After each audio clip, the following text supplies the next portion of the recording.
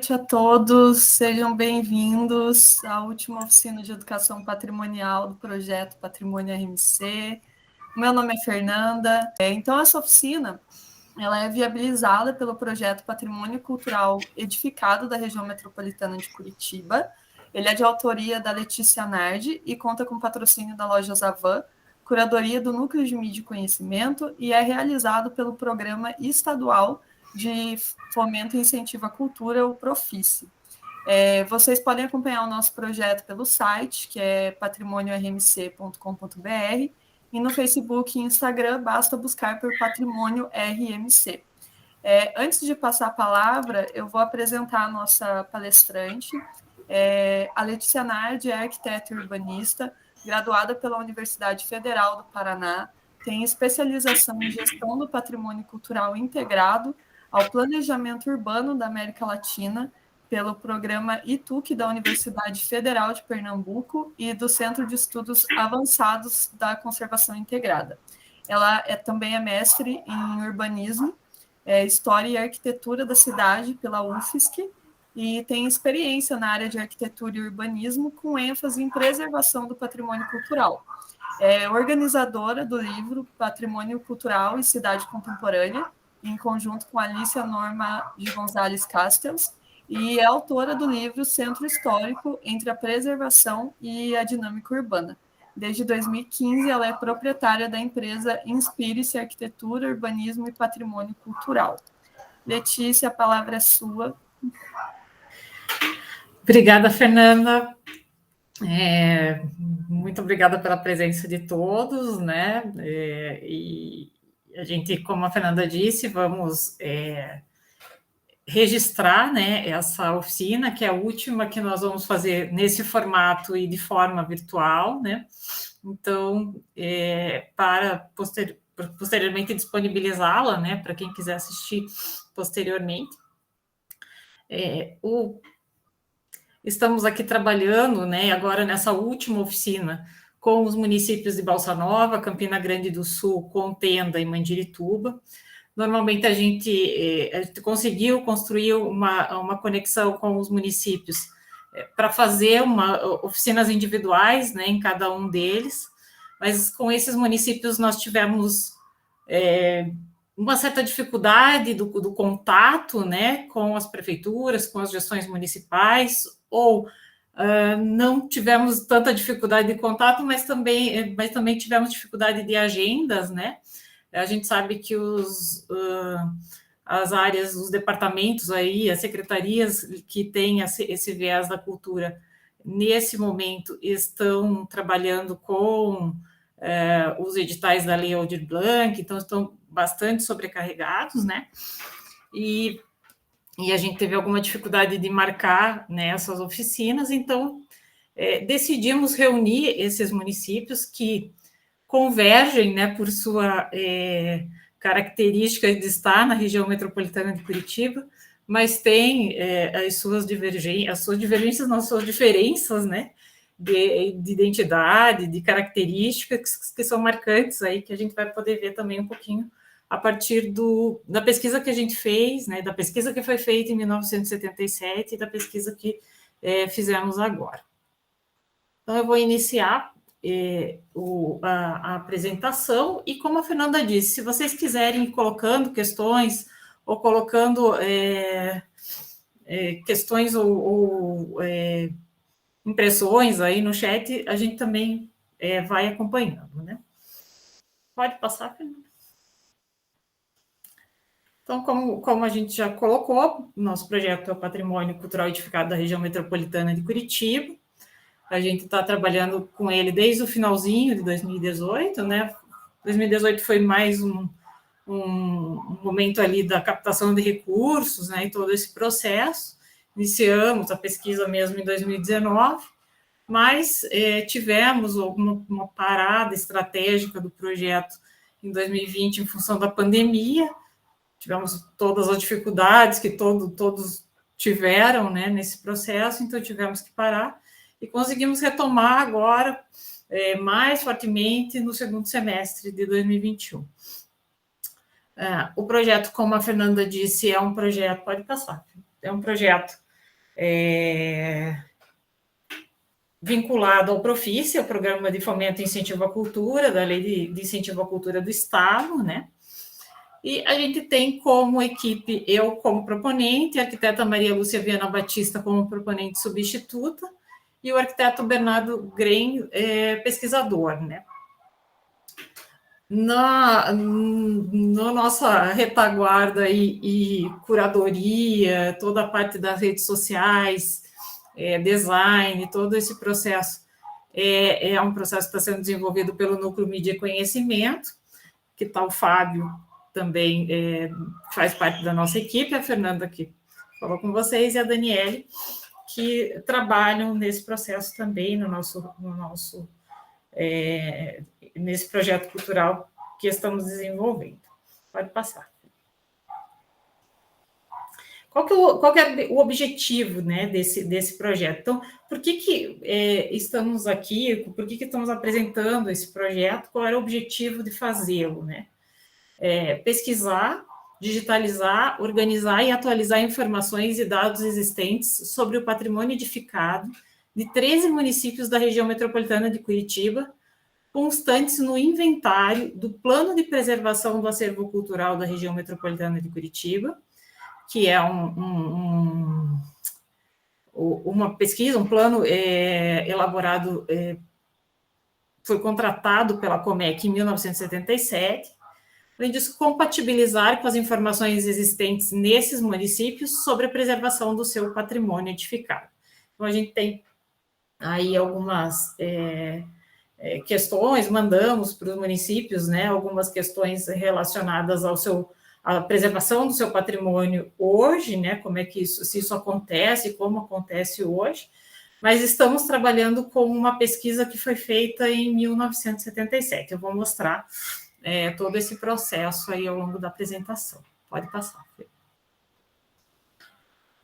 Esse projeto que a gente está executando hoje é uma segunda etapa de um outro projeto que a gente já executou, porque esse material, a gente vai ver que é uma documentação que existia da Comec, né, que está na Comec, é um acervo da Comec, e a gente trabalhou inicialmente, em 2015 e 2016, com os dados de Curitiba. Então, num projeto também de lei de incentivo, né, mas pela Fundação Cultural de Curitiba, era a lei de incentivo do município de Curitiba, né, então ele tinha o patrimônio edificado de Curitiba, e aí a gente estava trabalhando com a sistematização e as informações das UIPs, visto que muitas dessas unidades que foram inventariadas em 1977 hoje são unidades de interesse de preservação, são edifícios protegidos, né, por uma legislação no município de Curitiba. Pode passar, filho.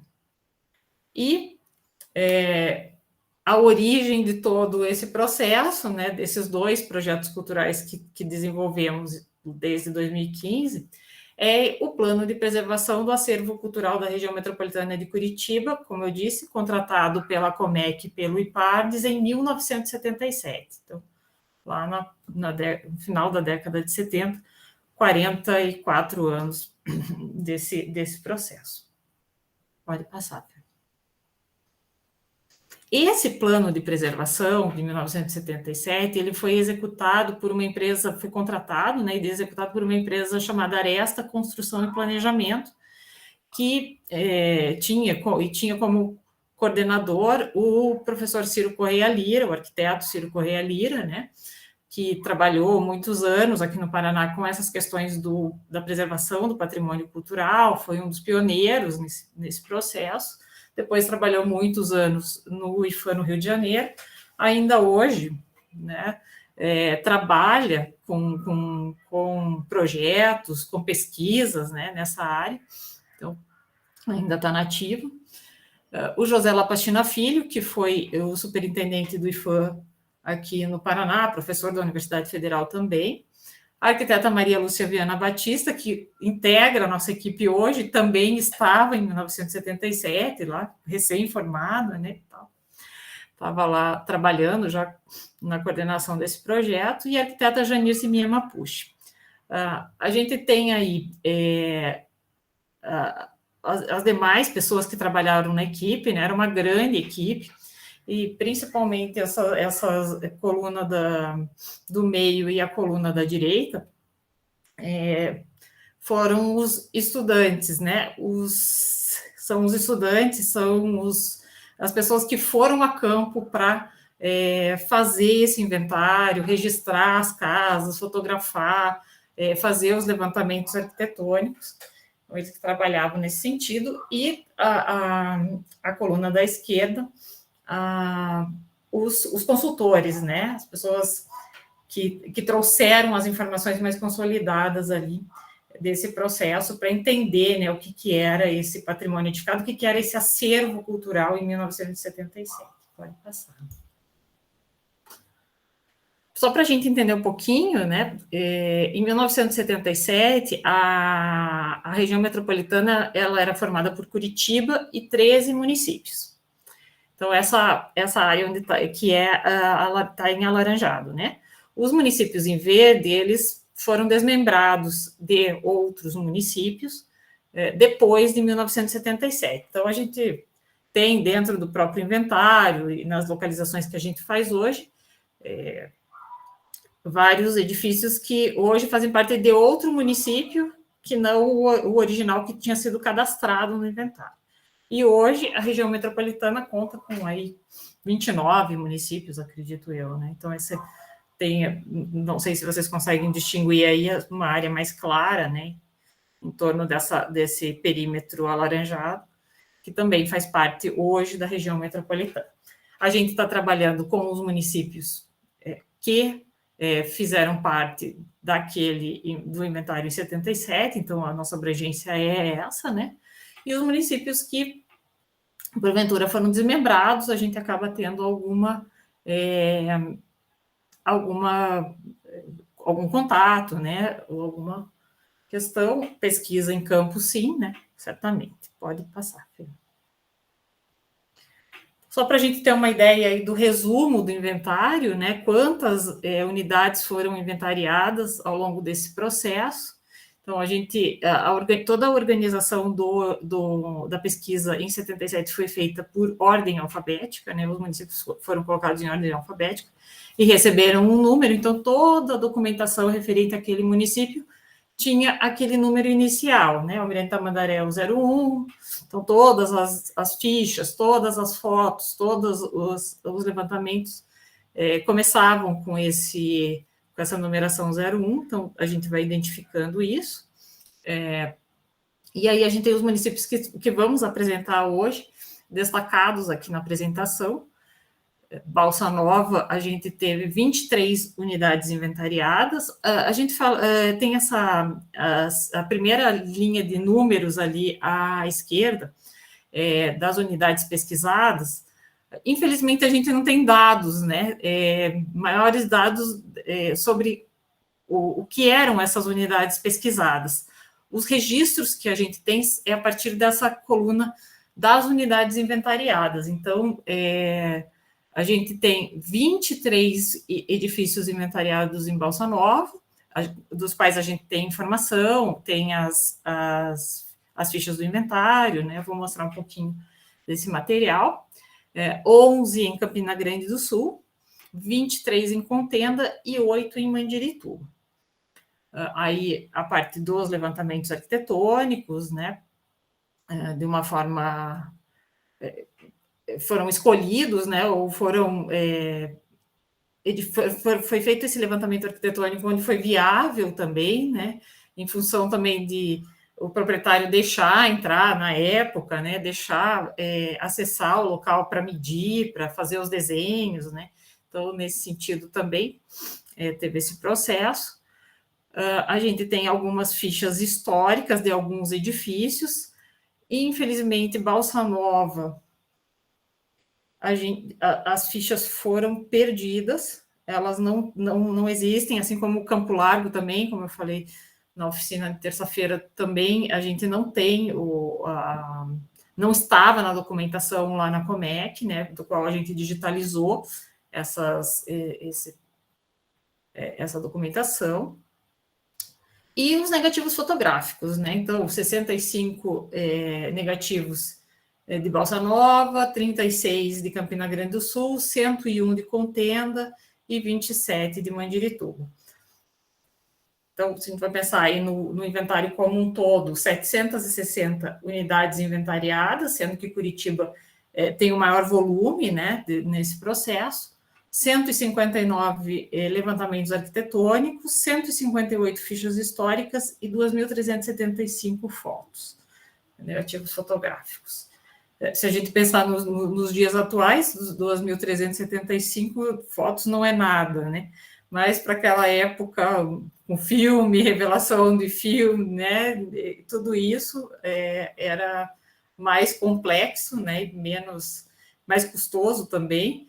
Então, acredito que é um grande acervo fotográfico, que já tem aí 40 anos, então a gente consegue perceber muitas transformações ao longo desse tempo nas cidades. A Fernanda pode passar. Então, para a gente ter uma ideia de como era, que era esse material que estava lá na Comec, falo bem acondicionado, bem guardado, né? No acervo da Mapoteca, da Comec, e nas suas caixas. Então, eles permitiram que a gente retirasse esse material de lá, fizesse a digitalização e devolvesse, né, na íntegra para eles, né. Então, o que a gente tem? A gente tem as fichas de inventário, todos os edifícios têm fichas de inventário, então essa ficha amarela, ela é uma para cada edifício, né, ela é feita uma para cada edifício, onde a gente tem ali a localização, o município. Aqui do lado direito, bem em cima, tem um número, né? Esse número cada edifício ganhou um número, né? Então, 03002, 03 quer dizer que é de Balsa Nova, 002 é o segundo edifício que está no inventário. Então, a localização, a localidade, algumas delas tinham endereço, outras não, essa não, e algumas tinham informação sobre proprietário, outras não. As características arquitetônicas do edifício, o estado de conservação, intervenções ocorridas, né? Então, eles vão registrando se perceberam na hora da pesquisa algum tipo de intervenção, qual é o uso, e eles têm uma questão de uso proposto, né? Esse uso proposto é no sentido de como era um plano, né? Era um plano de preservação. Para que eles pensavam que aquilo poderia ser utilizado. Nesse caso, como era capela e permaneceria capela, né? Alguma informação histórica relevante ou alguma informação relevante eles colocavam aí nos dados complementares. Quando o edifício tinha levantamento arquitetônico, levantamento gráfico e ficha histórica, isso era colocado na ficha. Infelizmente, como eu disse, as fichas de Balsa Nova, elas foram perdidas, né? As fichas históricas de Balsa Nova foram perdidas, então a gente não tem no acervo, não tem mais no acervo da Comec, então a gente não tem mais esse registro. Embaixo, aqui mais para o lado direito, quem fez a pesquisa, né? Normalmente é colocado o nome da pessoa mesmo, da dupla que foi, né, no lugar. Nesse caso, eles colocaram de um modo mais geral, devem ter ido numa equipe maior, os alunos da universidade, muitos que fizeram essa pesquisa em 77 eram estudantes e alunos da Universidade Federal do Paraná, então isso ficou registrado também. E a data, né, aqui não foi colocada a data, mas normalmente nas fichas tem as datas. Pode passar, filho. A ficha histórica, né? Eu até peguei uma outra ficha histórica só para a gente ter um exemplo, né, de como era. Então, não é uma grande ficha histórica, não é uma pesquisa extensiva nesse sentido de ser histórico, né? Mas até informações orais, informações que coletaram ali na própria localidade, né? Então, é mais esse tipo de registro que tem nas fichas históricas, que ajudam bastante, em algum sentido, quando a gente vai pesquisar hoje, né? Qualquer pequena informação já nos ajuda já traz um leque de outras informações importantes. Pode passar. E o levantamento é em planta, né? São pranchas do tamanho A3, em vegetal, foram digitalizadas integralmente. Acho que os levantamentos todos estavam lá, não tivemos perda desse material. Pode passar. E os negativos fotográficos, né? Então, eles não tinham as fotos reveladas. O que eles tinham revelado era aquelas pequenas imagens, né? Que a gente chamava de copião, que foram coladas nas fichas. Mas as fotos em tamanho maior não foram reveladas. Então, o que tinha lá eram os negativos fotográficos, como estão aí, né? Cada edifício tinha um envelopinho com o negativo fotográfico. Então, tivemos o trabalho de digitalizar isso um por um, né?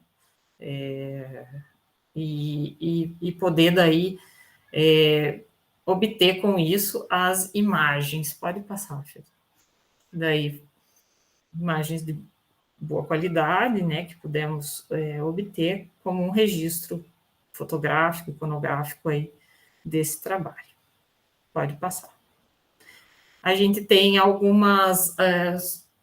antes de começar a mostrar o que foi inventariado, a gente tem algumas, nesse quesito dos negativos, por exemplo, falar em perdas, né? Foram perdidos os negativos fotográficos de Bocaiúva do Sul. Então, a gente não tem os registros em fotos maiores, só as fotos que estão nas fichas mesmo. Então, algumas coisas perdidas, assim, mas ao longo de 40 e tantos anos, a maioria, grande parte do material estava bastante íntegro. Então, eu vou mostrar um pouquinho para vocês o que foi inventariado em cada um desses municípios dos quais a gente está trabalhando. Vou tentar ser mais breve. Não coloquei todas as imagens, todas as casas, porque era muita coisa. Mas vamos ver o que a gente... É um apanhado ilustrativo aí do que foi inventariado, por exemplo, em Balsa Nova. Vamos começar com Balsa Nova. Pode passar, Fê. A Fazenda dos Carlos, que é uma fazenda, a gente tinha essa referência lá da Serra dos Veados, que pertencia a Eleonora Padilha. Pode passar, Fê. Estivemos lá. Já estava em processo de arruinamento, continua nesse processo, continua com a família Padilha, é da mesma família, então a fazenda está lá, mas ela é uma propriedade particular fechada, né? Então, segue nesse mesmo, é um lugar muito bonito, muito interessante, né? E segue mais ou menos da mesma forma, perdeu mais alguns elementos, mas está lá como estava em 1977, mais ou menos como estava em 1977. Pode passar. A Capela do Tamanduá, né, que pertence à Cúria Metropolitana de Curitiba, segue também tombada, né, em nível estadual, no âmbito estadual, pela legislação do Estado, em processo de tombamento também pela legislação federal. Pode passar, Fê. Ela está lá, só... como dizia na ficha, a recomendação desse plano de preservação, eles recomendavam tirar a cerca de madeira, e assim foi tirada a cerca de madeira ao longo do tempo, e a capela segue a sua história aí, nas mesmas condições, com as restaurações, com as manutenções que foram feitas ao longo do tempo. A ponte sobre o Rio dos Papagaios, né? Estrada de Palmeira. Pode passar. Segue belíssima, né? Um lugar hoje de lazer. Está lá. Um lugar que as pessoas entram. E aí, no centro de Balsa Nova, né? O conjunto arquitetônico, uma das casas de madeira, mas o conjunto arquitetônico ali da praça.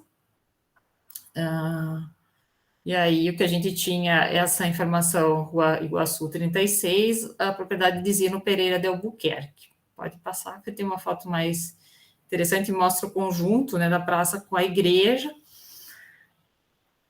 Edificações que não existem mais, não restaram dentro desse processo de 40 anos, houve uma renovação grande, né, nessa área aí central de Bolsa Nova. Pode passar. Na região do Bugre, Valdir Batista, aí nós fomos visitar a casa, né, fomos ali verificar se ela existia ou não. Pode passar. Encontramos um rapaz, um homem, ele nos perguntou o que era, chamou para a gente entrar na casa, era propriedade da família. Conhecemos internamente a casa e depois eu mandei a foto para ele e eu mandei a foto antiga também e ele, para surpresa dele, ele volta a ver a foto antiga. Para surpresa dele, ele estava na foto ali escondidinho atrás da avó dele. Aí ele achou super curioso que estava ali, que estava a imagem da casa e tudo mais. Foi bem bacana o encontro. Assim, a gente tem vários encontros com famílias, né? Então a gente vai relatando assim esses processos aí dessa passagem do tempo. Pode passar.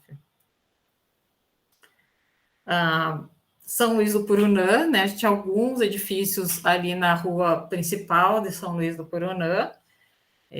Tinha a igreja de São Luís do Purunã e esse edifício que é hoje a sede pode passar, sede do Instituto Purunã, estava também no nosso inventário, com cerquinha de madeira. Hoje não está mais a cerquinha. O edifício está lá. Infelizmente, no dia estava fechado, acho que era até um feriado quando a gente passou por lá. E o edifício estava fechado. Pode passar. E a casa Duas Estrelas, agora eu não vou lembrar o nome, mas ela também é ali em São Luís do Purunã, né? E hoje está sendo Casa da Estrela. Obrigada, Oswaldo. Hoje está sendo restaurada, né? Ela está num processo de restauração. Quando estivemos lá o ano passado não tinha esse processo, né? Então ela estava nesse estado de conservação, um pouco parecendo mais abandonada, mas ficamos muito felizes com a notícia de que ela estava sendo restaurada e esperamos que ela tenha uma vida longa aí nesse processo de preservação. Pode passar. Uma ponte, né, uma antiga ponte, a gente postou nas redes sociais, o pessoal falou que era uma filha da ponte do Rio dos Papagaios, era quase isso, e não estávamos encontrando, a gente tinha uma informação muito vaga, assim, dentro do croquis da ficha, estava muito difícil, e esses dias passando ali, algumas pessoas me falaram, né, podia ser ali na Estrada do Cristo, e realmente ela estava ali, ainda está ali, pode passar. Só que bastante... Não, a gente não conseguiu tirar uma foto da forma como estava lá em 77, né?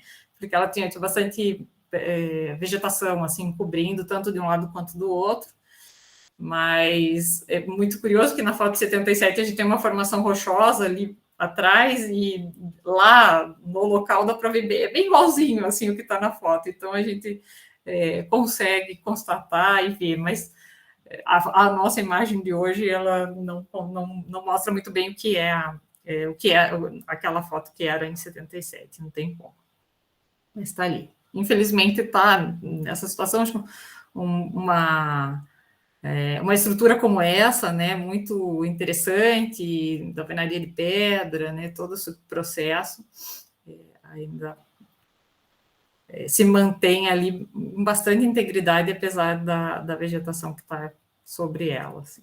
Pode passar. Vamos para Campina Grande do Sul.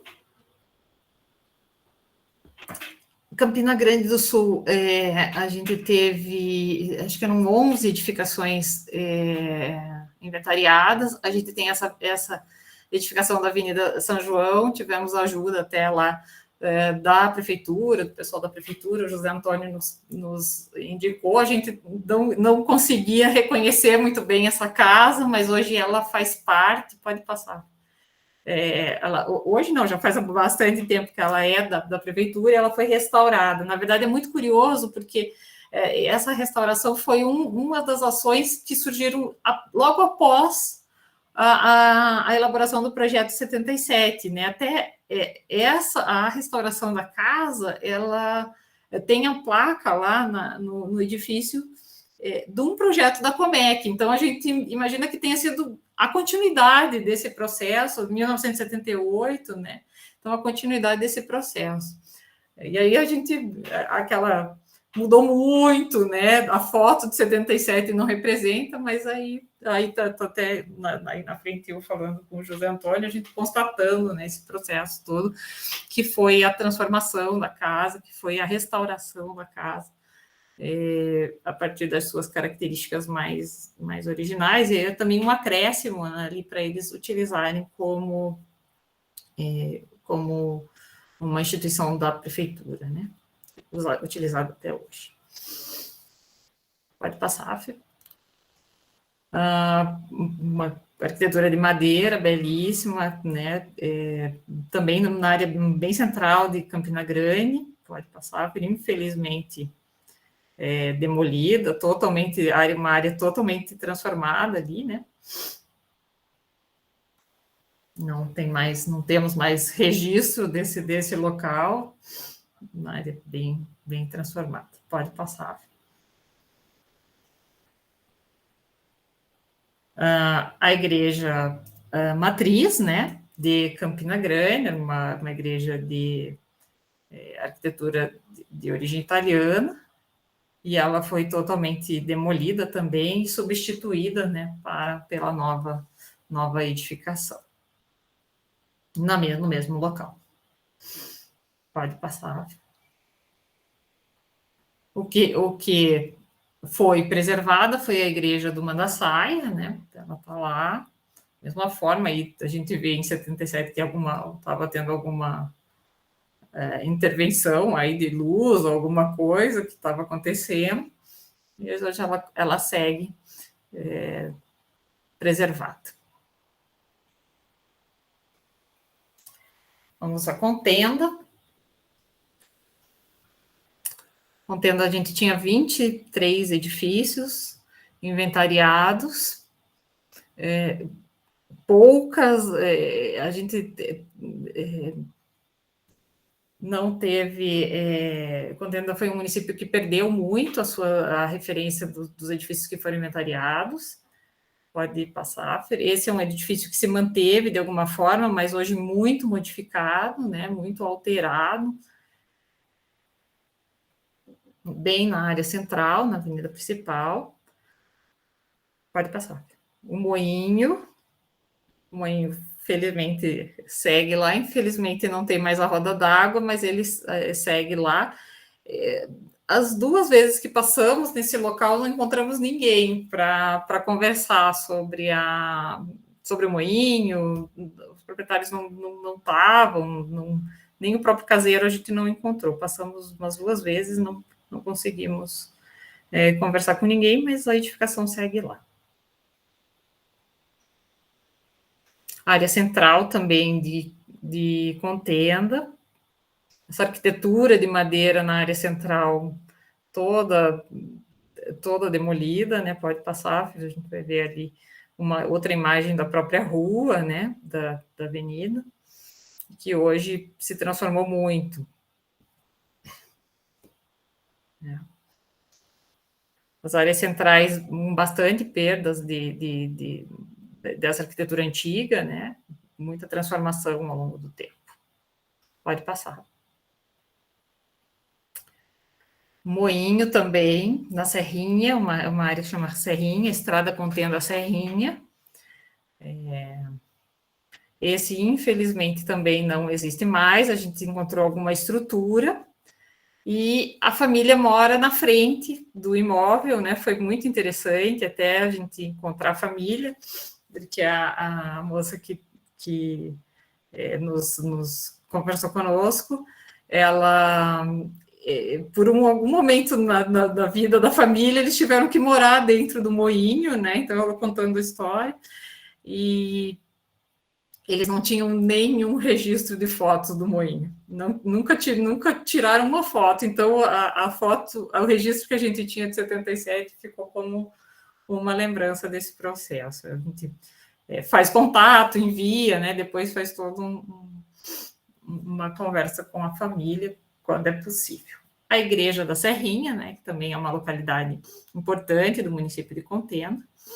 A gente segue lá. A igreja, atrás tinha a casa paroquial também, estava inventariada, também permanece lá. Então, a igreja segue sendo uma referência aí para essa área da cidade. Pode passar.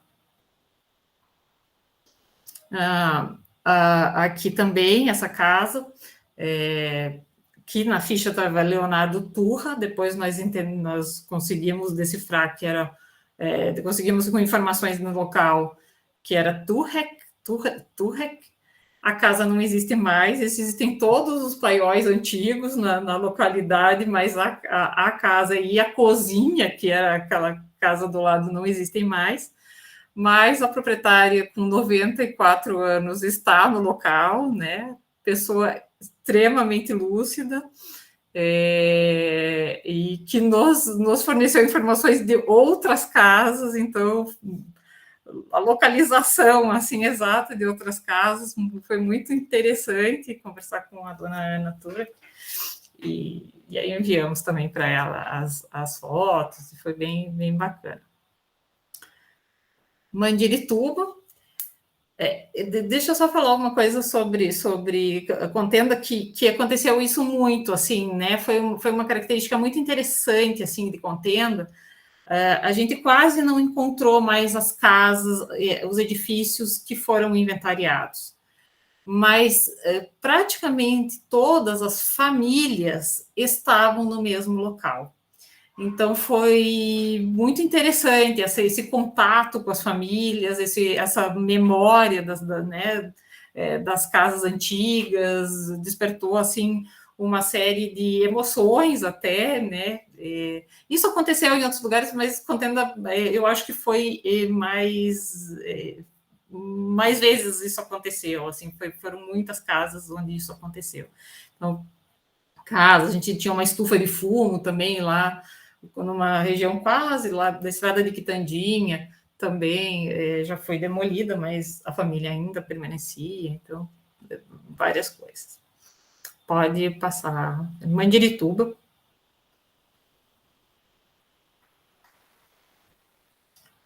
A casa que pertencia a Ursulina Mendes Sobrinho, é uma casa que está na BR-116, na verdade, ela está de costas para a BR, vocês vão ver a imagem aí, pode passar. E a gente não conseguiu entrar na casa, a gente conseguiu falar com a pessoa que mora, é da família, mantém a casa, preserva. Sim, tinha uma pessoa com uma criança na foto, tem muitas, né? E ela preserva a casa, ela não deixou a gente entrar porque ela tem um monte de cachorro, um monte de bicho, assim, então ela falou que ia ser uma loucura se a gente quisesse entrar lá e eles iam fazer um alvoroço, ela achou que era melhor não. Ficou de me mandar uma imagem daquela fachada que aparece em 1977, mas ela acabou não me mandando, tenho que cobrar de novo. Mas está lá, a casa está sendo... eles estão aos pouquinhos tentando preservar, tentando restaurar, né, e fazer algumas melhorias. Então, a família está lá ainda. Pode passar. A antiga fazenda Miguel do Vale, pertencia a Miguel do Vale, né? Essa edificação foi inventariada em Mandirituba em 1977. Hoje ela pertence à Fazenda Rio Grande, ao território de Fazenda Rio Grande, pode passar, a Feralta continua lá, segue. A gente não conseguiu chegar muito próximo à casa, mas ela está, me parece, em relativas boas condições, né? Alguma coisa a restaurar, mas ela segue lá. É engraçado esse processo em Mandirituba, Fazenda Rio Grande, eram grandes áreas, né? E então você ainda vê, tem mais umas 2 ou 3 edificações que foram inventariadas que eram grandes áreas, né? Eram casas de fazenda mesmo, ou casas, né, de áreas grandes de chácara, uma área rural bem grande, que hoje é bastante urbanizado, mas ainda restauram essas áreas maiores, assim. Pode passar. Essa edificação na Lagoinha, que pertencia a João Claudino Barbosa, infelizmente ela não existe mais, uma casa muito bonita. E aí encontramos, em função de informações na cidade, mas em função de que tinha sobrado ainda a árvore na frente, então deu para a gente localizar esse processo por causa da vegetação. Algumas a gente tem as pessoas olham e tal, tem esse processo das árvores que tinham do lado, coisas assim. E essa foi uma delas. Infelizmente não existe mais. Pode passar. Essa segue em Mandirituba, no território de Mandirituba. Essa Fazenda do Cruz, foi inventariada a Fazenda do Cruz, Estrada Umbará Capuçu. Ela hoje também pertence ao município de Fazenda Rio Grande, ao território de Fazenda Rio Grande. A casa permanece lá.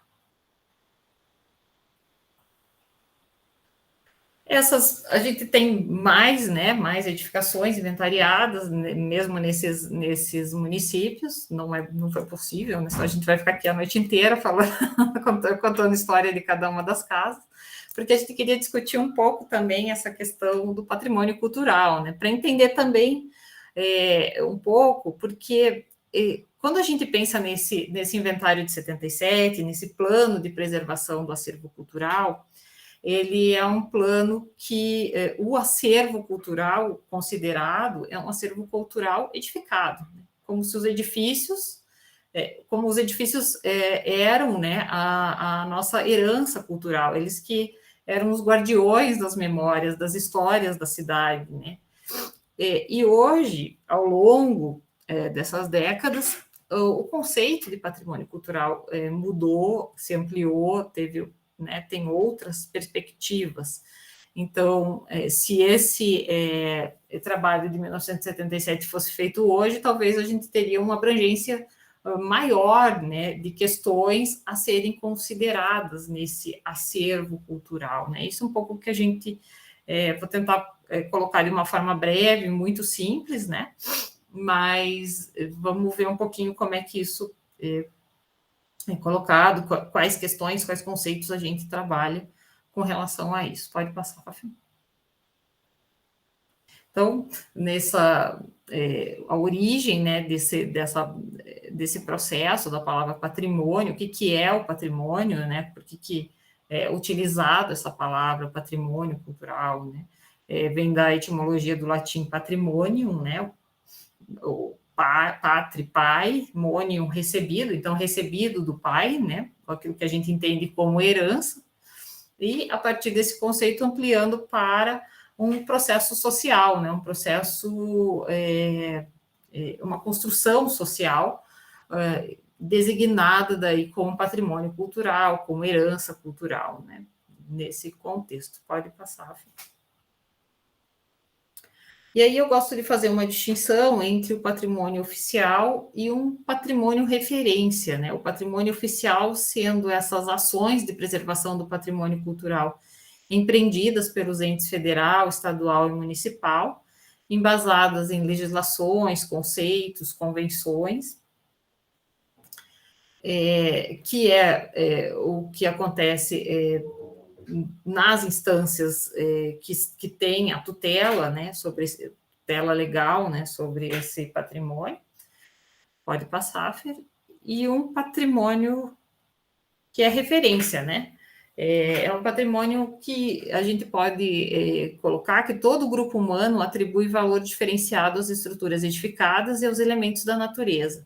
que constituem os marcos de tempo e espaço que balizam seus territórios e práticas sociais, assim como os conhecimentos e técnicas que participam da construção de diferenças de gênero e gerações. Então, uma fala aí do professor Antônio Augusto Arantes, né, que já foi presidente do IFAM, do Instituto Patrimônio Histórico e Artístico Nacional, escrevendo aí essa referência, né?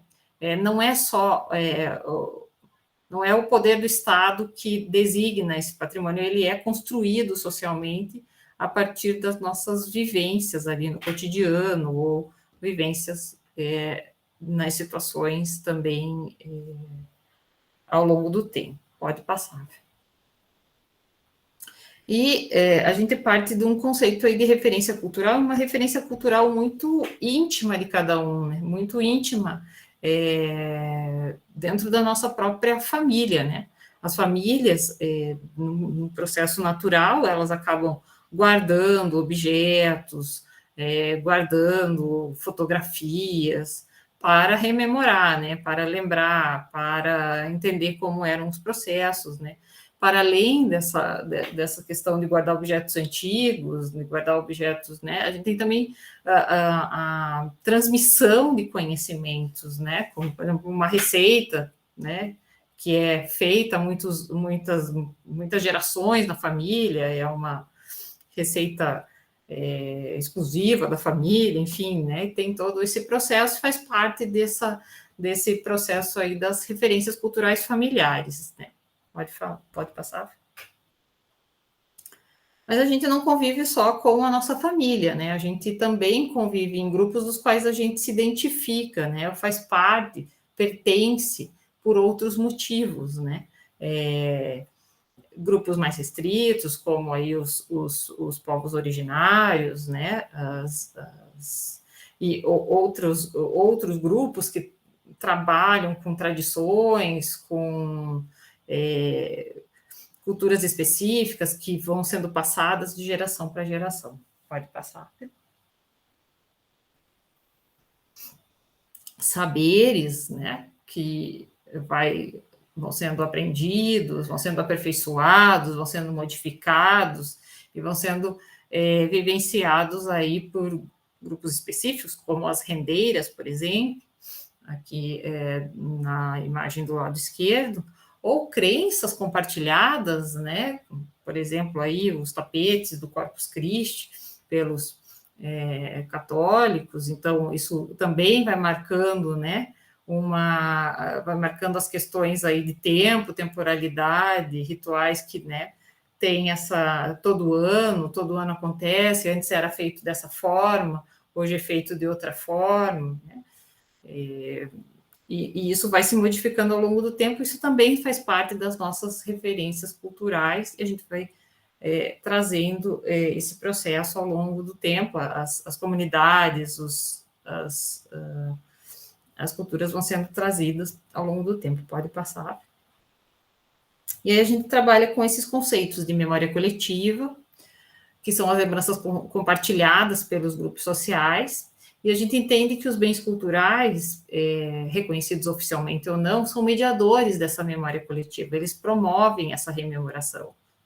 Quando a gente vê uma edificação antiga, ela traz à memória, né, coisas que aconteceram, ainda mais quando ela tem um caráter mais de uso público, isso vai trazendo, ou um lugar onde você comprava, um armazém, né, isso vai trazendo memórias ali daquela localidade, como que isso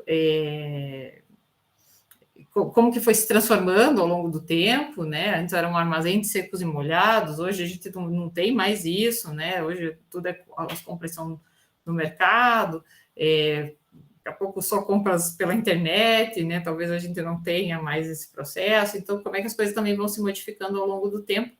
E esses bens culturais nos ajudam, né? Mediam essa nossa relação com o passado, com o presente e até com o futuro. A identidade cultural, né? Então, os bens culturais, eles trazem também essa fonte de significado, experiência de um povo, e o patrimônio tem muita relação com isso, com o sentimento de pertencimento, né? A gente pertencer a um grupo, pertencer a algum tipo de cultura, um tipo de, né, entidade, enfim, que nos faz sentir que temos as identidades culturais, ou somos paranaenses, né, fazemos parte da região metropolitana de Curitiba, né, enfim, algumas questões assim. Hoje em dia é cada vez mais difícil, né, porque as identidades, a gente tem muitas mesclas dessas identidades culturais, a gente não somos mais comunidades isoladas, né, estamos em conexão o tempo todo, e temos as nossas identidades relativas, não somos um só, né? Somos muitas coisas. E as culturas vão se mesclando, né? Se misturando, vão trazendo referências de outras,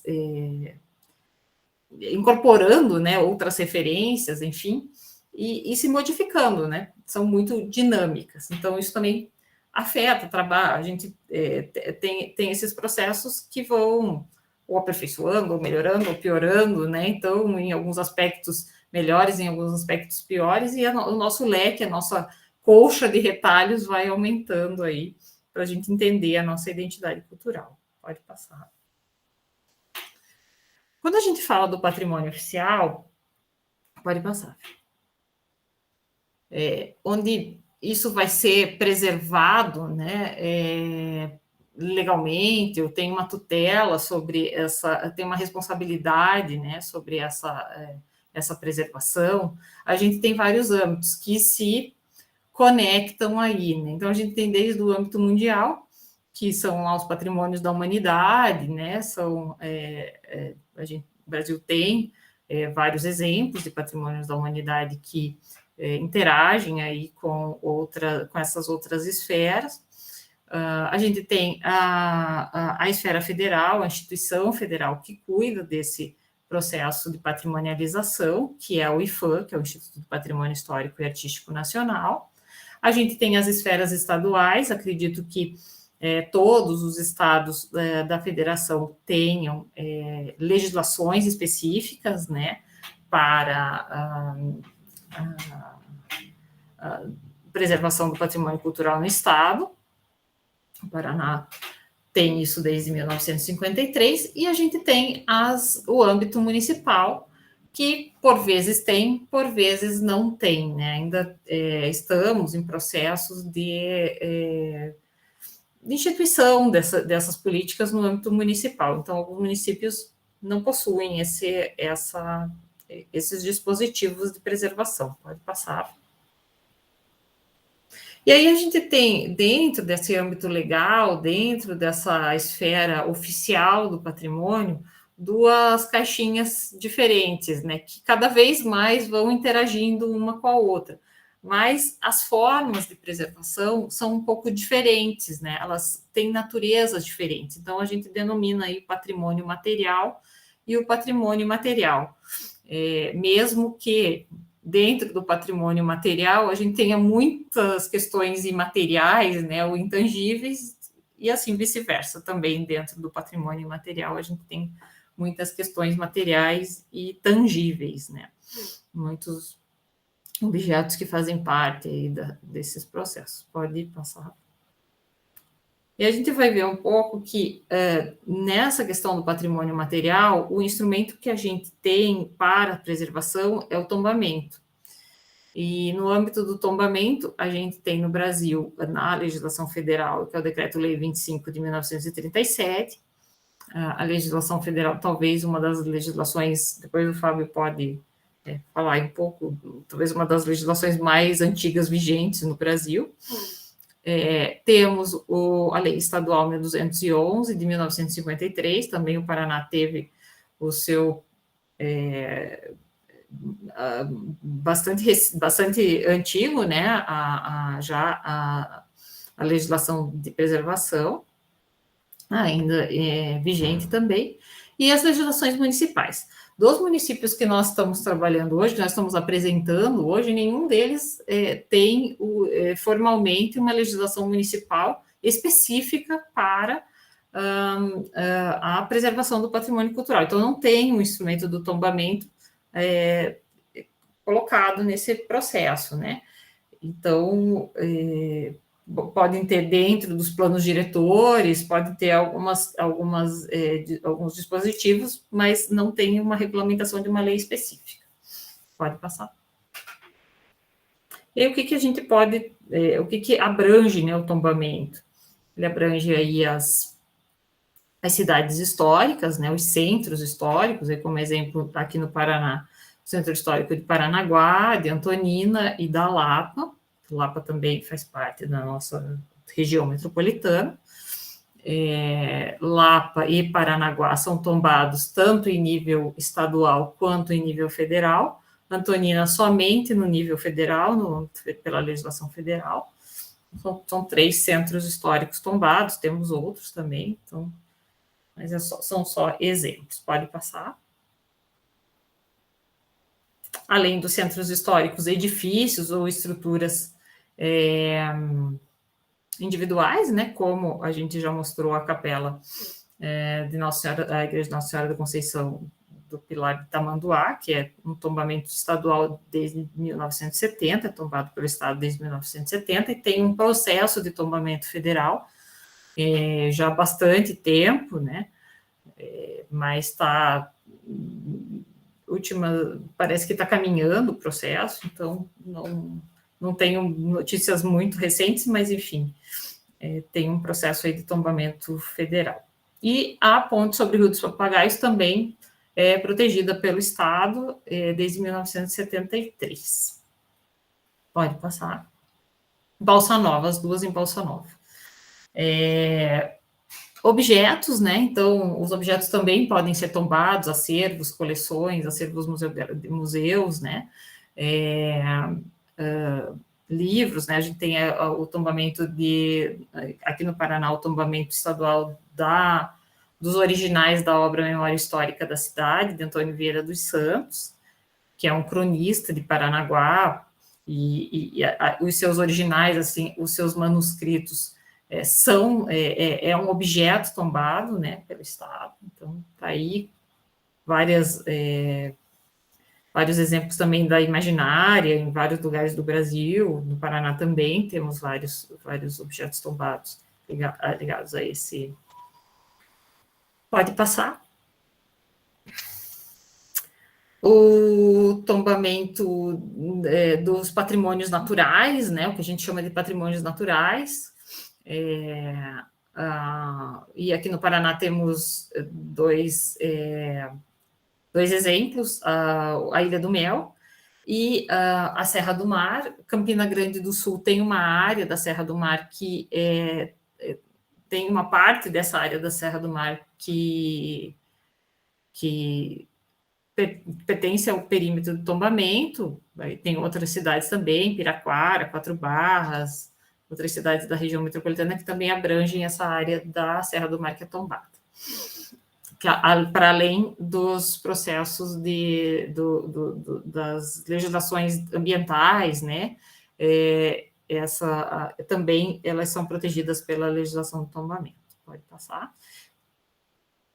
Quando a gente fala de patrimônio material, a gente engloba também, né, abrange também uma área que é a arqueologia, né, que daí vai levar a nossa referência histórica aí para milhares de anos, né, a nossa linha do tempo histórico para milhares de anos para trás, né, então a legislação que protege os sítios arqueológicos é a legislação federal, é uma legislação de 1961. Então, a gente tem aí as pesquisas, os sítios de pinturas rupestres, vários outros tipos é uma gama enorme de questões que envolvem aí o patrimônio arqueológico e também é considerado uma herança cultural aí desse processo aí, né, nosso processo de consolidação, né, da nossa existência aí na Terra. Então, também fazem parte, é uma área muito interessante, que a gente também considera como patrimônio. Pode passar.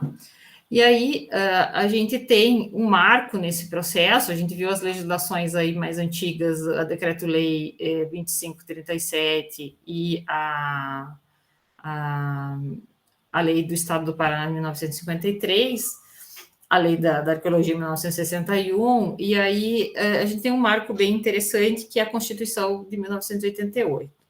Fábio quer colocar algumas questões aí sobre a Constituição? Ok, estão me ouvindo? Sim. Ok. Na verdade, então, agradeço aí pela oportunidade de integrar essa palestra. Esse conjunto normativo que a Letícia já trouxe, ela traz um viés de evolução da estrutura de normas, não é? Devo me apresentar, Letícia? Na verdade, meu nome é Fábio Chedi, sou advogado, trabalho na área de curadoria e dou assistência nesse projeto da região metropolitana, e entre outros, trabalhamos em parceria com a Letícia. E esse projeto, especialmente pela dimensão metropolitana que ele congrega, faz com que nós tenhamos uma perspectiva um tanto diferenciada, uma oportunidade de observação das questões normativas. Esse elemento da Constituição que a Letícia traz agora, além do que está colocado aqui diretamente, que pode ser lido, logo depois disso, no parágrafo seguinte, no parágrafo primeiro, além das coisas como são tratadas, os elementos que são importantes, ela estabelece que o poder público, com a colaboração da comunidade, promoverá e protegerá o patrimônio cultural brasileiro, por meio de inventários, registros, vigilância, tombamento e desapropriação, e de outras formas de cautelamento e preservação. Então, atualmente, a legislação, por mais que estejamos acostumados com as ferramentas de registro, vigilância, tombamento, enfim, outras medidas podem ser tomadas, e a comunidade ela é extremamente empoderada no processo de preservação. É possível voltar alguns slides para trás, Fernanda, para chegarmos naquele em que as legislações se intercambiam? Antes um pouco, na verdade, evolutivamente, e a Letícia colocou bem, nós temos legislações bastante antigas no Brasil, do ponto de vista da preservação do patrimônio. Então, nosso decreto de 37, federal, também naquele período a Constituição trazia uma estrutura para isso, de proteção da ideia do Brasil, da coisa de nação, dos elementos de nação, permitiu que um decreto criasse soluções bem pontuais. A legislação do Estado do Paraná, se vocês observam, ela é do centenário da emancipação, 1953. Então, ela tem uma perspectiva de iniciar uma preservação daquilo que começa a ser a memória do Estado do Paraná. Porém, nesse período, tudo é tratado de forma muito individual, elementos muito estandarizados, na verdade, alguns marcos mais valiosos, mais importantes, quase sempre monumentais, não é? E que tem uma característica de arquitetônica muito marcante. Então, isso vem evoluindo até que nós chegamos ali na década de 1970 e nós temos duas coisas no início da década de 70. Uma questão que é a região metropolitana para nós, o que fundou esse estudo de 1977. Então, a nossa região metropolitana é de 1973, junto com outras 5, é uma das primeiras regiões metropolitanas do Brasil, com legislação federal, que dá ao Estado condições de criar uma organização, daí logo em seguida cria Comec, enfim. Então, é uma visão federal de organização estadual, em que o município não é tão presente na estrutura. Se observa o estudo, ele é feito, vamos dizer assim, de cima para baixo, se podemos dizer, não é? Então, o pessoal da capital é que vai percorrendo os municípios, e o diálogo não é a partir do município, mas é a partir da observação do que se tem no município. Nesse ano de 72, um pouco antes, nós tivemos daí, olhando para o aspecto mundial, a Convenção Mundial da Cultura e do Cultural, Natural e Cultural, de preservação. É a primeira vez que isso ocorre no planeta, então, em termos de uma visão mais abrangente. Então, esse viés mundial ele é de 72, nossa região metropolitana de 73.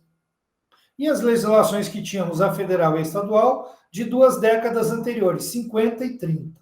Tudo isso ainda é um tanto quebradiço. Então, até os anos 70, toda essa legislação, ela observava as coisas isoladamente. E o estudo que foi produzido pela Letícia tem muita importância à medida em que se observa do tempo do fragmentado para a evolução do atual. Por que isso? Porque a Constituição Federal, em 1988, e ela é o próximo elemento que acontece nesse processo, atualiza a questão federal. Ela uniformiza nacionalmente a questão e traz aquilo que eu comentei um pouco antes, que é a questão não só do Estado, mas da comunidade ser responsável, o que significa localizar ou linkar com a comunidade na localização onde se encontra a questão do senso de preservar. Por que preservar, o que preservar, como preservar. Isso é algo que ainda está em construção. Isso ainda não é muito claro. E se choca, claro, com as questões municipais de evolução da estrutura urbanística, de explosão imobiliária, de valorização dos terrenos, enfim. Muitos dos imóveis que se viram ali, que foram demolidos, estavam ocupando posições privilegiadas na planta urbana da cidade. E não é incomum que eles sejam demolidos para serem modernizados. Até porque o aspecto de preservação não pode ser uma espécie de mitificação desse objeto. Realmente tem que ser uma escolha, tanto do Estado como da comunidade, e alguns não tiveram tempo para isso. No final do trabalho deste projeto, nós vamos poder, pelo menos nos 14 municípios, verificar os bens que ainda estão colocados. Acho que uma coisa importante, né, Letícia, é o fato de que o pessoal de 77 nos informou que o inventário não foi exaustivo, ou seja, eles escolheram um conjunto representativo, mas outras coisas importantes estavam ali também. E, claro, depois disso, nesses 50 anos, novos objetos se tornaram importantes para a comunidade. Mas, dando sequência à normativa, depois da Constituição, e aí sim é importante, e a questão metropolitana volta a ser importante, por isso também a importância desse trabalho, é que em 2002 nós temos o Estatuto da Cidade, que retoma a questão do patrimônio e do meio ambiente a partir do município, a partir das estruturas do plano diretor, enfim, acima de 20 mil habitantes, mas ainda assim, importante, o município passa a se autorregular nesse sentido e passa a providenciar suas normativas. Mesmo assim, essa normativa de preservação em quase todos os municípios veio muito demoradamente. Mesmo em Curitiba, que é o município em que há mais organização para isso, não só porque é o maior, mas porque já tinha uma tradição nisso, a nossa lei de preservação do patrimônio é de 2015.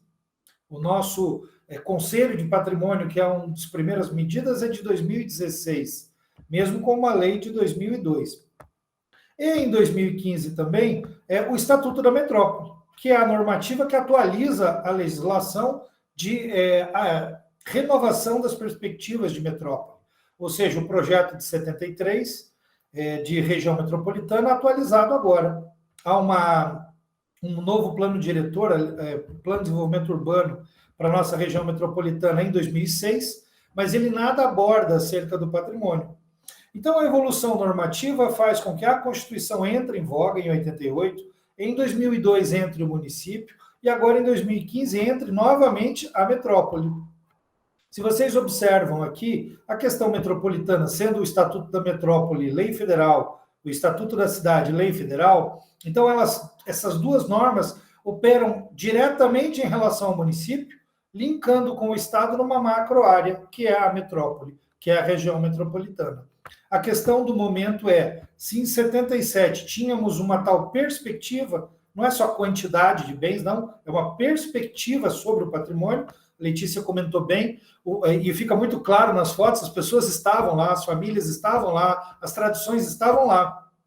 E rica e importantemente, talvez algumas casas que nem são tão notáveis não estejam lá, mas o que é notável e importante é que as famílias continuam lá, as tradições continuam lá, morando na mesma região, ainda mantendo aquilo que de fato é importante dentro de uma casa, que são as pessoas, né?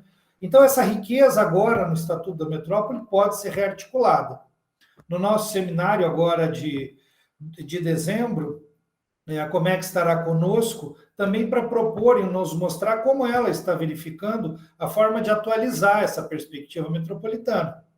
Uma coisa que é importante é verificar que agora os objetos em cada município, pensando de forma metropolitana, não são só do município. Né? Numa metrópole, nós trabalhamos em outras cidades, circulamos para uma ou outra cidade por conta do turismo, por conta da habitação de famílias. As famílias estão esparramadas, né? Não moram só no centrinho de Curitiba, ou só no centro dali ou de acolá. Então, nós moramos numa macro área hoje, aí de 3 milhões de habitantes, em que com o anel viário metropolitano, com o sistema viário, todo mundo é um pouco de cada lugar. E uma coisa importante, as comunidades que estavam isoladas ainda nos 30, 40, 50, 60, né, agora são comunidades que têm referências em outras. Colombo, Santa Felicidade, algumas colônias em São José, Umbará, são todas italianas, mas assim também temos de poloneses, de alemães, e todas se falam em certo sentido, todas tiveram alguns casamentos entre os seus pares, em certo sentido, né? E a gente viu nesses encontros que muitos se reencontraram, mesmo em cidades diferentes. Eu quero comentar, então, que a legislação se tornou muito mais consistente. Hoje nós temos uma legislação que ela exige que o município tome uma medida. Ela propõe, mas exige. E quando o Estatuto da Metrópole, agora no final do ano, que termina o prazo para a apresentação da estrutura do Plano de Desenvolvimento Urbano Integrado para a Metropolitana de Curitiba terminar, nós teremos uma nova perspectiva, uma atualização dessa perspectiva. O que integra isso agora? Não são só mais os imóveis, são as pessoas também, o patrimônio imaterial, e uma categoria fantástica, que é a categoria de paisagens, né? A paisagem cultural, aquelas que são ainda rurais, as rurais com o urbano, as paisagens urbanas expandidas entre o antigo e o moderno, né? As paisagens que se repetem, diferentes em cada município, mas que são paisagens irmãs, como a das igrejas italianas, que são produzidas por, às vezes, os mesmos arquitetos, como João de Mio, que deixou herança em Curitiba, em Balsa Nova, em Campo Largo, enfim. Então, agora, nós também, todos metropolitanamente, nos irmanamos nesse patrimônio. Não é só mais uma casa solta no interior de uma cidade. Ela é, em certo sentido, de todos nós, no sentido metropolitano. E isso é uma das coisas que devemos agora entender como se dá.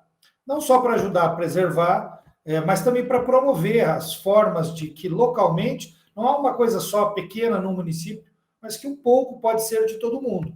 E o Centro Histórico de Curitiba, que é fantástico e é de todos, não é a maior das coisas, porque tudo passa a ter importância relativa à sua existência, né? Esse conjunto de leis prova isso. O que nós temos que fazer agora é tentar entender essa escala e desisolar as coisas. O tombamento federal, o tombamento estadual, os tombamentos possíveis municipais. Tudo, na verdade, está ligado a tudo. E na questão metropolitana isso se torna muito mais claro, porque a metrópole é uma grande cidade, não é? A cidade metropolitana de Curitiba, na verdade, e ela une todos num certo sentido, como se fosse um grande bairro, na verdade. Então, é uma nova visão, uma nova perspectiva, pode ajudar cada município a encontrar soluções para não se ver isolado e, no final das contas, acabar por destruir o patrimônio porque não entende como ele poderia ser agregado numa visão mais ampla. Turismo rural, ou um turismo religioso, ou mesmo no uso local daquele imóvel como um espaço cultural, coisa do tipo. Mas que tenha recurso, que tenha uma política, que todos possam se ver sendo beneficiados por preservar e não o contrário, porque muitas vezes a preservação é um ônus que não tem formas de carregar, não é, Letícia?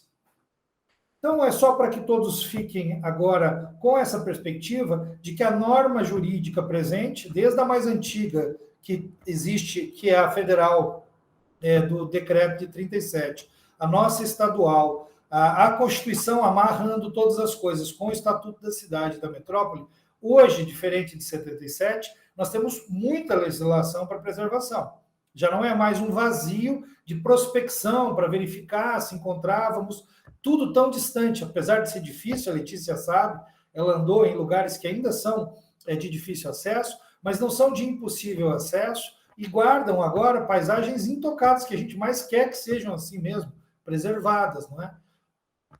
Mas que esse conjunto normativo é uma referência da comunidade, essa palavra é nova no processo de preservação. Então, que cada município tenha isso em mente, que os conselhos de patrimônio sejam conselhos também da comunidade, para que todos possam, com o poder público, estruturar formas de preservar. E não só esses do inventário, ou mais antigos, outros que passam a fazer sentido para a cidade, posteriores a essas datas, né? Presentemente. Às vezes só locais, não precisam ter uma construção, né, propriamente, mas ser um ambiente onde a comunidade sempre se encontra, um local de rodeio, um local de vaquejadas, enfim, coisas que são sempre valiosas ali e que não precisam ter um grande marco, mas que são uma grande marca para as pessoas. O conjunto da lei hoje permite isso, mas não só permite, exige também. Se a gente começar a abandonar coisas, como a partir de 77 muita coisa foi, hoje passa a se tornar algo do tipo ilícito, algo do tipo capaz de gerar consequência, capaz de gerar algum tipo de cobrança para o município, para a comunidade, se algo é deteriorado por descuido ou descaso deliberado. Mas, ao mesmo tempo, temos uma grande metrópole para colaborar. A minha visão de colaboração é essa, de uma perspectiva mais abrangente, de que 77 está reforçado hoje, a metrópole continua, o patrimônio continua, os municípios continuam, e a percepção de patrimônio em cada município é certo, muito maior. As comunidades estão mais esclarecidas, o poder público está mais esclarecido. E a questão das palavras como turismo, meio ambiente, sustentabilidade, elas reforçam as questões de preservação do patrimônio cultural em si, ok? Então, agradeço pela oportunidade, Letícia, e seguimos aí para o nosso seminário daqui a algum tempo. Obrigado. Obrigada, Fábio, pela tua contribuição. Sempre a gente está refletindo, né? Apesar da pesquisa ser muito pontual em algumas coisas, a gente também reflete muito sobre essa questão mais abrangente. Fábio colocou... Fernanda, pode passar até aquele slide da Constituição. O Fábio colocou essa questão muito importante da responsabilização, da corresponsabilidade, né, entre os entes aí que vão responder por essas questões do patrimônio, e aí entra as questões municipais, entra as questões da sociedade civil muito importantes, e eu vou retomar daí de uma outra parte que a Constituição também traz, que é a própria ampliação desse conceito do patrimônio, olhando para outras coisas. O Fábio falou um pouco disso, tangenciou um pouco esse processo, mas as outras questões que ele trouxe para... que a Constituição também traz, né? Sobre... ampliando aí a natureza material e a natureza imaterial desses bens culturais. Então, a gente poder passar a considerar outras formas de patrimônio como patrimônio, né? As formas de expressão, os modos de fazer, de criar, fazer e viver, as criações científicas, artísticas e tecnológicas, obras, objetos, documentos, edificações e demais espaços destinados às manifestações artísticos culturais, os conjuntos urbanos, os sítios de valor histórico, paisagístico, artístico, arqueológico, paleontológico, ecológico e científico. Então, aí a gente vai trabalhando com uma gama maior, vai construindo uma gama maior de referências de patrimônio, pode passar, e a gente passa a ter um outro instrumento, né, que é o instrumento do registro. Os patrimônios imateriais, eles não têm o processo do tombamento, eles têm um outro processo regulamentado legalmente, que é o processo do registro, e isso no Brasil acontece inicialmente, né, nos anos 2000, com o decreto 3551, né, com a validação do decreto 3551, que é a legislação federal. O Paraná ainda engatinhando nesse processo dos registros desse patrimônio imaterial. A legislação é bem mais recente, de 2016, o decreto 4841, em termos de ação também ainda engatinhando nesse processo, e a gente tem, no âmbito aí das legislações municipais, alguns municípios que já agregam na sua legislação essa questão do patrimônio imaterial, que é muito interessante, na verdade, dentro do próprio município, né, os reconhecimentos a partir das legislações municipais. E isso tem acontecido aqui na região metropolitana, a gente tem municípios que já têm as suas legislações agregadas, que agregam, né, o patrimônio imaterial, e vão sendo aí consolidados esses instrumentos. E quais são as categorias desses instrumentos do patrimônio imaterial, né? Pode passar. Que a gente considera aí na legislação federal e que isso também é replicado na maioria dos casos para as demais legislações, né? Essas são as categorias dos saberes, das celebrações, das formas de expressão e dos lugares. A gente vai ver um pouco de cada um, para a gente, exemplos de cada um, para a gente entender um pouquinho o que são esses processos. Pode passar. Saberes, né? Conhecimentos e modos de fazer enraizados no cotidiano das comunidades. Então, aí 2 exemplos do que a gente tem um registro como patrimônio cultural brasileiro, né, no Brasil, que é o ofício das paneleiras de Goiabeiras em Vitória, no Espírito Santo, e o modo de fazer da renda irlandesa, da cidade de Divina Pastora, no Sergipe. Então, o foco aí não é o objeto, né, não é a panela, não é o bordado em si, mas o foco é o como fazer, o saber fazer, o conhecimento que se passa de geração para geração, qual é a relação desse grupo social com esses objetos que são produzidos, né, o material utilizado, os desenhos utilizados. Então, isso vai mudando ao longo do tempo, é dinâmico, né? Então, esse é o bem cultural, é o saber, né? É o conhecimento passado de geração para geração, né? Então, tem uma questão temporal também interessante no patrimônio imaterial. Pode passar, Fê? As celebrações, né, rituais e festas que marcam a vivência coletiva do trabalho, da religiosidade, do entretenimento e de outras práticas da vida social. Celebrações, todas as comunidades têm as suas celebrações, né, têm as suas festas tradicionais, sejam elas religiosas ou não. No Brasil, a gente tem o registro como patrimônio cultural brasileiro de festas grandiosas, né, aí, como o Círio de Nazaré, em Belém, no Pará, uma festa que reúne, antes da pandemia, né, reunia milhares e milhares de pessoas durante um período, né, acho que é a maior festa do estado, enfim, que está do Brasil, e rituais muito restritos, né, dos povos indígenas, dos povos originários aí, um exemplo aí do povo originário indígena do norte de Mato Grosso. Então, esses pequenos rituais também são celebrações importantes e são consideradas aí patrimônios culturais do Brasil. Pode passar. Capoeira, as formas de expressão, né, manifestações literárias, musicais, plásticas, cênicas e lúdicas, que fazem parte aí do nosso cotidiano, e aí uma representação, acho que do nosso patrimônio cultural brasileiro mais difundido, né, no Brasil como um todo, que é a capoeira. Acredito que na grande maioria das cidades brasileiras a gente tem prática, né, de capoeira, então bastante uma forma de expressão bastante vista aí pelo Brasil afora. Pode passar.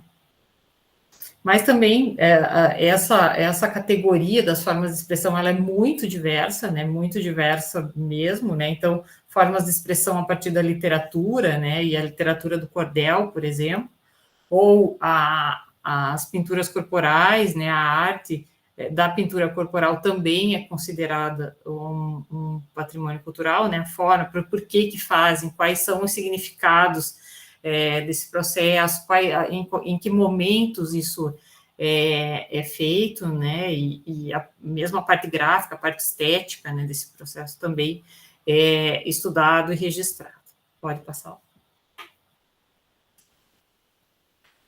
Aqui no nosso estado, a gente tem um bem registrado como patrimônio cultural brasileiro, que é o fandango caiçara, né, que é essa expressão corporal em forma de dança, né, mas também tem a produção de instrumentos musicais, tem todo um processo aí cultural, né, a vivência cultural de grupos comunitários que produzem, né, o fandango caiçara. Então, e aqui é um bem cultural que é ligado ao litoral paranaense e ao litoral paulista, então congrega essas duas áreas, né, e aí a gente vê claramente que o patrimônio imaterial ele não tem tanto essa questão das fronteiras administrativas, né, ele perpassa aí vários estados, o Brasil inteiro, né, como é o caso da capoeira, mas ele perpassa várias questões, então não é tão... ele pode ser muito específico e pode ser muito amplo, né, pode passar.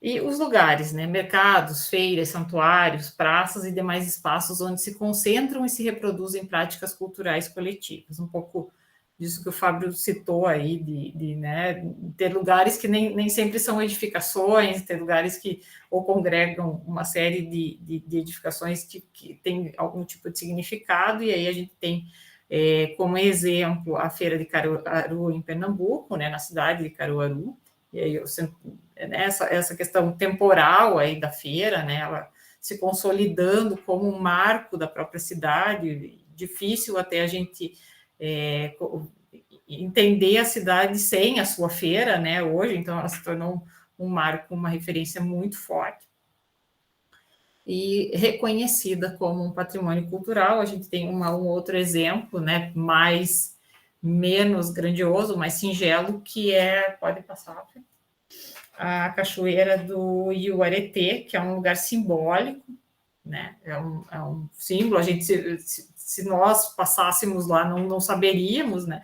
Mas é um lugar simbólico para os povos que habitam as margens do rio Uiapés e Papuri, no estado do Amazonas. Então, esses simbolismos, né, essas questões também entram na questão do patrimônio e também entraram de maneira muito forte aí, foram reconhecidas de maneira muito significativa a partir dos anos 2000 no Brasil, né? A gente no Paraná, especificamente pela legislação estadual, ainda não temos nenhum registro de patrimônio imaterial, infelizmente, né? Acho que estamos atrasados nesse processo, a gente tem muitas manifestações culturais e na região metropolitana vimos muito isso, né?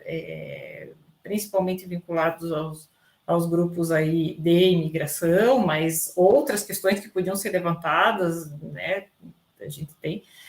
Então, acho que tem um grande trabalho nesse sentido também, né, desse reconhecimento do patrimônio imaterial. Esse patrimônio de natureza mais imaterial. Pode passar, Fê? E aí, para finalizar, um pouco isso que o Fábio colocou, um pouco isso que a gente vai perceber, que eu também fui descrevendo aí, né, quando eu fui mostrando as casas, voltar para esse inventário de 77, para a gente olhar um pouco para esse processo, para esse inventário, não só como as próprias edificações, né, que a gente tinha ali essa vertente material já também mostrado dentro do próprio inventário. Então, dentro das próprias fotos que a gente tem, a gente consegue... pode ir passando, Fê. A gente consegue perceber, né, quem eram essas famílias, quem eram esses habitantes, quem construiu as casas, quem sabia fazer, quem desenhava os lambrequins, né, quem executava esse processo, né, então, e aí os modos de viver, como eram, né, as crianças, e nesse processo todo a gente acaba, como a gente trabalhou com essa questão da comunicação bastante, né, por exemplo, né, essa edificação, essa localidade, ela ainda existe, né? E é a mesma onde estava a foto das crianças, a foto anterior. E nas nossas postagens de Facebook, a família se reconheceu, né? E aí entrou em contato, e teve todo um processo. As crianças se reconheceram, né? E a gente pôde fazer essa troca e olhar, né? Que a família continua, segue preservando, né? É um exemplo, mas são vários momentos que a gente teve nesse sentido. Pode passar, Fê. E a gente vai olhar as formas de circular por aí, né? Até 77 a gente ainda tinha as carroças, ainda tinha, né? Alguns processos bem mais manuais, como essas etapas aí dos barbacoás, né? Dos carijos, como chamam, as canchas de erva mate, né? De moer a erva mate. Encontramos recentemente a família dessa imagem especificamente, eles preservam com orgulho, né, a Almirante Tamandaré, eles preservam com orgulho aí a estrutura do barbacoa e essa peça aí que é o ouriço. Então, quem era, o que era, como, né, como se integrar, né? Como fazia, né? Como eram feitos os objetos, né? E aí todo esse processo que a gente também tem, né? Os registros, mesmo dentro do inventário de 77, que focava mais nas edificações, e muitas vezes a gente só tem uma foto da fachada, uma foto, né? Não consegue ter esse processo, mas em algumas delas a gente consegue entrar um pouco mais e ver, e poder registrar 44 anos depois a mesma pessoa que estava na ficha do inventário, né? O seu João, com 94 anos, lúcido. Então, encontramos na localidade de Dom Rodrigo, em Campo Largo. Ele estava lá, e morando na casa, morando sozinho, e que não querendo se mudar dali, daquele lugar, que era o lugar dele, né? Era o lugar dele, não queria sair dali. Foi muito bacana esse encontro com o seu João. Então, a gente tem essas surpresas, tem as tristezas, né, de ter visto muitas coisas que foram demolidas, mas também tem essas boas surpresas aí. Eu vou finalizar. Posso comentar, Letícia? Pode, Fábio, fica à vontade. Aproveitando até essa imagem e pensando na região metropolitana, a gente tem essa dimensão do distante rural, que ainda é um tanto silencioso, mas que ele guarda completamente, né, uma escala de patrimônio étnico, de tradições, cultura, alimentar, de sonoridades, etc., numa única casa, num grupo de casas. E o oposto disso é o Centro Histórico de Curitiba, especialmente o Marco Zero, onde a gente tem ali o Paço da Liberdade, que tem é o único objeto com 3 escalas de preservação. Do lado dele tem a Praça Tiradentes, onde a arqueologia deixou a mostra com proteção, feita pelo nosso querido amigo Igor, a mostra do que havia das escalas anteriores, e 2 quadras acima temos a Feirinha do Largo da Ordem, que é tombada agora como patrimônio imaterial, tal qual de Caruaru, que é quando um lugar que normalmente fica com poucas pessoas andando ali na frente do Museu Paranaense, no domingo se enche de mais de 5.000, até 8.000 pessoas num certo momento de encontro. Então a gente tem desde esse burburinho gigantesco até essa imagem silenciosa. Então a região metropolitana ela é riquíssima, ela precisa ser vista, estudada, tratada como algo muito complexo e como um todo, porque a individualidade pode ir sendo perdida, né, gradativamente, mas uma visão metropolitana permite que esse patrimônio silencioso se misture com aquele bem barulhento do centro de Curitiba, e todos detêm, aquele do centro de Curitiba detém muito da presença dos pretos na cidade, né? Do lado nós temos ali a 13 de maio, primeira entidade, quer dizer, não se vê tanto hoje, mas está lá a capoeira, o fandango, eles estão lá brigando, estão no Conselho de Patrimônio, quer dizer, todas as manifestações estão buscando permanecer complexas e presentes. Então, vale a pena pensar o metropolitano de uma forma um pouco mais madura, né, e complexa como ele é. E pensar que a gente teve todo esse grau de, né, desde o centro de Curitiba até essa área muito distante, né, registrado em 1977, né? Então Isso é o que eu acho que foi mais motivador, né? Eles tinham a todo visão. esse processo, né? Talvez um olhar um pouco diferente, mas o processo estava lá, né? A visão do serviço de inventariar, né? Quer dizer, o serviço de inventariar gerou muita referência. Se não tinham casas, tinham pessoas, se manifestações haviam lá, agora nós podemos comparar. Então a gente deve muito a esse pessoal que inventariou, a iniciativa do pessoal da Comec em 73, de 73 a 77, enfim. Então são coisas que vale a pena 40 anos depois trazer à luz, né? E esse projeto faz isso.